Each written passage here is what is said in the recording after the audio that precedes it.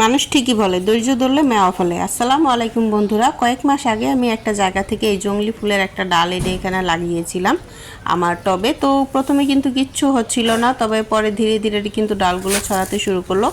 আর আজ 5 থেকে 6 মাস পরে কিন্তু দেখুন প্রথম ফুল ফুটেছে, আলহামদুলিল্লাহ। তো এটা কিন্তু ভৃঙ্গরাজ ফুল, হলুদ রঙের, একদম ন্যাচারাল বিউটি। তো এটা কিন্তু আরও বেশি সুন্দর হতে পারতো যদি সরাসরি মাটিতে রোপণ করতে পারতাম। যেহেতু টবে লাগিয়েছি, তো তারপর আলহামদুলিল্লাহ আল্লাহ যে আমাকে এতটুকু সৌন্দর্য দান করেছে, প্রকৃতির সৌন্দর্য একটা বলে কথা আছে। আর এটা কিন্তু অনেকগুলো একসাথে ফুটলে অনেক সুন্দর লাগে। যদিও আমার এখানে কিন্তু মাত্র একটাই মাত্র হয়েছে, তবে এছাড়াও কিন্তু অনেকগুলো কলি ধরেছে আমার এখানে। তো সেগুলো কিন্তু ফুটবে, তবে অত বেশি না, যেহেতু গাছটাও বেশি বাড়েনি, একটু সামান্য কিছু জায়গা নিয়ে ছড়িয়ে ছিটিয়ে আছে।